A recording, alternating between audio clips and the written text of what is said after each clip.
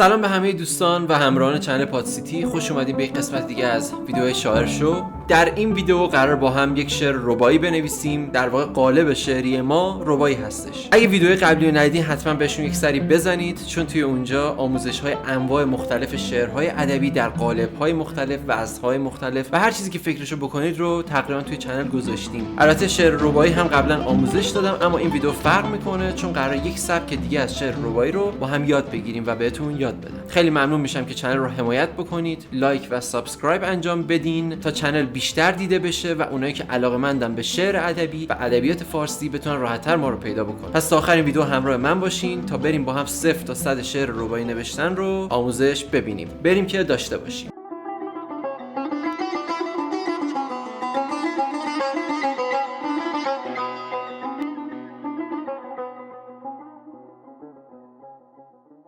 خب قرار با هم یک شعر ربایی بنویسیم. شعر ربایی یک کلمه عربی هستش. ربایی ربع یعنی 4، یعنی 4 تا مصرع داره. شما تو شعرهای ادبی میتونید از مصرع‌های مختلفی استفاده کنید. ما قالب‌های شعری مختلفی داریم، مثلا قصیده، غزل، قطعه، مثنوی و الی آخر. من کاری ندارم به اونا. اما وقتی راجع به ربایی صحبت میشه شما کلا 4 تا مصرع دارین. 4 تا مصرع و در واقع شما مجبورین که به 4 تا مصرع کل مفهوم شعرتون رو بیان بکنید و به قولی بستش ندین. از اتناب جلوگیری میکنه. به عنوان یک فردی که میخواد شعرهای ادبی رو بنویسه، شما با ربایی میتونید خیلی راحت و خلاصه در مورد موضوعات مختلف شعرهای ادبی بنویسید و خیلی خلاصه مفهومتون رو بیان بکنید و بستش هم ندید و حتی ادامه‌ای براش نذارید، چون 4 تا مصرعه و 2 تا بیته. اما در حالتهای مختلف شعرهای دیگه مثلا غزل، قصیده و قطعه شما میتونید بیت‌های خیلی زیادی داشته باشین و مفهوم اصلیتون رو اگه توی مثلا بیت اول نتونستین بگین، بیت پنجم نتونستین بگین، مطمئنا یه جوری میرسونیدش تا بیت مثلا 8م میگی. مثل اینکه به شما بگن توی 4 تا خط کل یک داستان مثلا شاهنامه رو تعریف بکن، مثال میگم. یکی به شما میگه توی مثلا 40 صفحه بیا شاهنامه فردوسی رو تعریف بکن. خب توی 40 صفحه قطعا شما میتونید اطلاعات بیشتری بنویسید، توضیحات بیشتری بدین، اما وقتی ربایی مینویسید توی همون 4 تا مصرع باید به همون میزان اطلاعات و کلید واژه‌ها رو انتخاب بکنید و بیانش بکنید. حالا خیلی سختش نمی‌کنیم، فقط اینو در نظر داشته باشید که ربایی 4 تا مصرع داره. مصرع اول شما قافیه داره و تعیین کننده ترین قسمت شعر ادبی شما در هر قالب شعری مصرع اوله، چون وزن شعر، قافیه شعر، موضوع اصلی و فضا سازی و در واقع همه چیز شعر شما بستگی به مصرع اول شعر شما داره. پس مصرع اول شما قافیه دارد، مصرع دوم قافیه دارد، مصرع سوم در زمانهای گذشته قافیه دار بود، اما هرچی که جلوتر اومدیم قافیه رو حذف کردن. به صورت انتخابی شما میتونید مصرع 3 رو قافیه دار بذارید، میتونید هم نذارید و مصرع 4م لزوما قافیه دارد. پس مصرع 1، 2 و 4 لزوما قافیه داره. از نظر وزنی یک ذکر لا حول ولا قوة الا بالله هستش وزن شعر ربایی، یا اینکه از شعرهای ادواری که خودم نوشتم تا چند روی به سوی دود و افیون، این وزن شعر ربایی میشه. پس بریم با هم شعر رباییمون رو بنویسیم. شعر ربایی که من میخوام بنویسم موضوعش میخوام به این شکل باشه که در واقع میخوام یک تذکری بدم که چرا اینقدر حرف بیهوده میزنی، حرف بیهوده رو کمش بکن. خیلی خلاصه دارم عامیانه میگم حالا چیزی که میخوام بنویسم و بذار مغزت یه استراحتی بکنه. در واقع سکوت باعث میشه که تو اون گوهر درونی خودت رو پیدا بکنی، به سوالات درونی خودت پی ببری، در سکوت به همه اینا میرسی. پس مینویسیم چقدر، برای چی انقدر حرفهای بیهوده و عبث میزنی؟ تا چند، یعنی چقدر یا تا کی، حالا ببینیم کدوم بهتره. تا چند دهانت را باز میکنی؟ به جای که بگم صحبت میکنی میگم دهانت را باز میکنی، یعنی به شکل بد میگم. تا چند دهانت گشایی، یعنی که مینویسم تا چند گشایی دهانت برای یا بهر بیهوده یا عبث. خب تا چند یا تا کی گشایی دهانت را برای بیهوده؟ دهانت را من یه را بذارم ببینم میشه یا نمیشه. حالا اصلاحش میکنیم. شما هم قلم و کاغذ بردارین، با من همزمان شعر رو بنویسید، حالتهای مختلفش رو توی کامنت ها برام بنویسید تا من ببینم چطور شما تونستین در بیارین شعر رو و با هم بررسیش میکنیم. دوستان اینجا کی رو من حذفش میکنم، تا چند من انتخاب میکنم. تا چند گشایی دهانت برای رو من حذفش میکنم، بهره بهتره. دهانت را هم حذفش میکنم، بهره بیهوده رو من نمیخوام، کلمه دوست داشتنی من نیست، کلمه مورد علاقه من نیست، عبث بهتره اینجا. تا چند گشایی دهانت دهانت، به جای دهانت میتونم بنویسم آن دهان. تا چند گشایی آن دهان بهر عبس، یه علامت سوال، یک استفهام انکاری، یعنی یک سوال منفی، یعنی این کارو نکن. عبس اینجا میشه قافیه شعر شما، همونطور که میبینید من مشخصش میکنم و کلمه قافیه شما همین الان در اومد.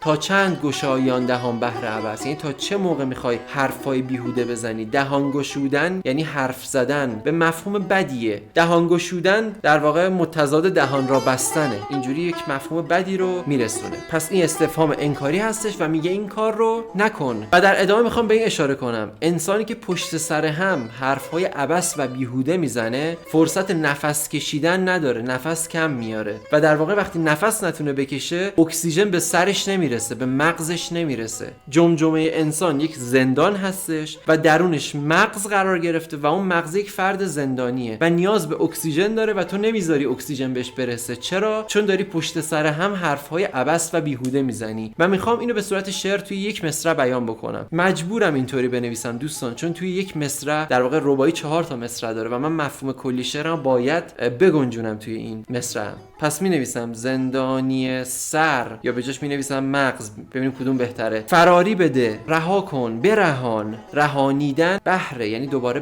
برای چی؟ نفس. زندانی سر، برهان بهر نفس. بذار سرت یا مغزت یک نفسی بکشه. حالا من اینجا کلمه سر رو ترجیح میدم. دوستان ببینید کلمه ها سین داره. شعری که من میخوام بنویسم ظاهرا سین توش داره زیاد استفاده میشه. تا چند گشایان دهان بهر عبس، زندانی سر، برهان بهر نفس. سین داره توش استفاده میشه و من میخوام بتونم از این واج‌آرایی سوء استفاده بکنم و واج‌آرایی هم در شعرمون بیارم، یعنی تکرار واج‌های مصوت یا صامت، یعنی حروف صدادار یا بی صدا. مصرع سوم شما همونطور که گفتم آزاد هستش، یعنی از نظر قافیه آزاده ولی وزن شعر رو باید رعایت بکنید. در مصرع 1 و 2 ما گفتیم که سکوت کن، یعنی مخاطب الان اینو میخونه اینجوری میشه، میخکوب میشه، میگه خب یعنی چی؟ حالا من چرا باید سکوت بکنم؟ میخوام دلیلشو بگم. تو لحظه‌ای که سکوت بکنی سکوت به داد تو میرسه، سکوت کمکت میکنه. وانگه یعنی آن لحظه‌ای که، یا آنگه، ببین کدوم بهتره. وانگه یعنی و آنگه، حالا خلاصش میشه وانگه. آنگه برهی، آن لحظه که رها بشی از این شرایط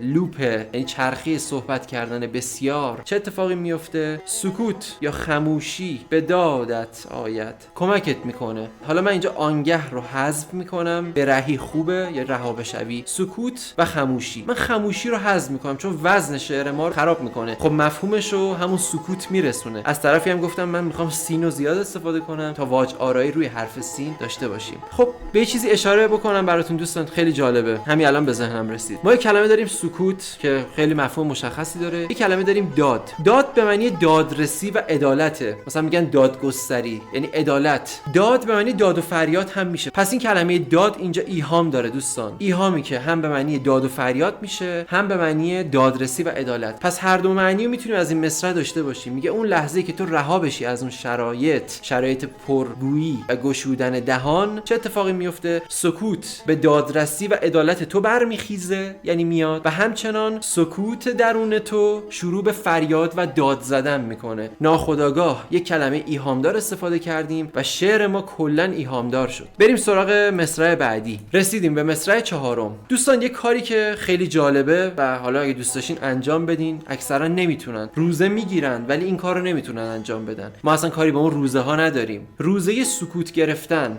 اینکه شما مثلا به مدت 1 ساعت 2 ساعت، حالا 1 روز رو من نمیگم، اون خیلی شاید سخت باشه، تمرین بکنید که به هیچ عنوان اصلا صحبت نکنید، هیچ حرفی نزنید و ببینید که درونتون چه آشفته بازاری هستش، یعنی چه صحبتی، چه دادی، به قولی اینجا که حالا من نوشتم سکوت به دادت آید، چه داد و فریادی از درون شما برمیخیزه. به این میگن روزه سکوت. حالا من اصلا کلمه روزه رو کار ندارم، من میخوام به این اشاره بکنم. میخوام بگم وقتی که تو سکوت میکنی، داد دل تو تازه اون موقع بلند میشه. داد دل تو انگار که از درون یک قفس، اون دل بیچاره رو درون یک قفس قرار دادی و داد و فریادش داره بلند میشه. بعد از چی؟ بعد از سکوت. پس مینویسم در ادامش داد یا فریاد دل مسکین درآید ز. خب قافیه چیه؟ نفس، عبس، قفس. از کجا قفس دیگه؟ بهترین جا قفس قفسه واسه این قافیه. پس قفس هم شد قافیه شعر شما. داد دل مسکین در آید ز قفس. فریاد رو حذفش میکنم چون وزن شعر شما رو خراب میکنه. حالا من اینجا به جای مسکین مثلا میتونستم بنویسم داد دل مظلوم، داد دل بیچاره. اون تو بیچاره وزن رو خراب میکرد. مظلومم از نظر خودم چیز خوبی نبود. حالا شما امتحان کنید ببینید شاید کلمات بهتری میتونید انتخاب کنید. البته من به اینم توجه کردم که چون سین داره، مسکین، قفس، سکوت، سر، نفس، عبس، ببین چند تا سین استفاده شده، یعنی سه میزنه وقتی شما شعر رو بخواید بخونید و این واج آرایی استفاده شده. داد دل مسکین در آید ز قفس. باز اینجا داد به معنی داد و فریاد هستش و به معنی داد و عدالت، داد خواهی هستش و اینجا هم ایهام داره. خب یک بار با هم شعر رو بررسی میکنیم مصرع به مصرع. تا چند گشایان دهان بهر عبس، که یک استفهام انکاری هست و میگه دهانت را بهر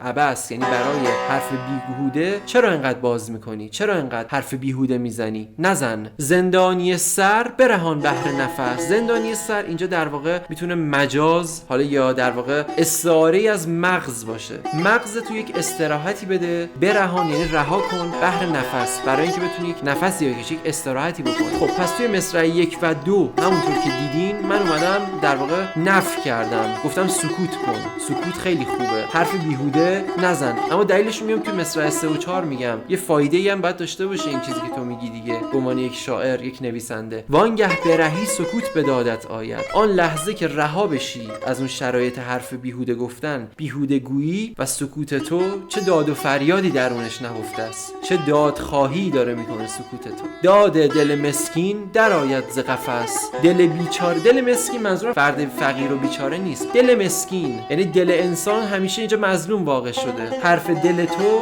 نمیفهمی تا وقتی که مغز تو داره پشت سر هم نمیذاری نفس بکشه و فقط کلمات بیهوده میگی، حرفای بیهوده میگی. خب تا همینجا شعر ادبی ما به پایان میرسه. شما هم با من شعرهای ادبی رو بنویسین. از نظر آره ادبی تا حدودی بررسیش کردیم و بیشتر نمیخوام بررسیش بکنم، بیشتر مفهومش رو و نوع نوشتن شعرهای ربایی رو خواستم بهتون نشون بدم. امیدوارم که براتون مفید بوده باشه و خودم برام جالب بود که حالا همچین شعری رو نوشتم، یه چیزی توی ذهنم بود و یه چیز دیگه نوشته شد. و باز هم میگم اگه دوست داشتین چنل رو حمایت بکنین و برای دوستاتون بفرستین ویدیو رو تا اونایی که علاقه‌مندن به شعر ادبی و ادبیات فارسی به ما اضافه بشن و ما بتونیم راحت‌تر هوا پیدا بکنیم. خیلی ممنون که همراه من بودین. امیدوارم هر جا که هستین سلامت و موفق باشین. تا ویدیو بعدی، خدا نگهدار.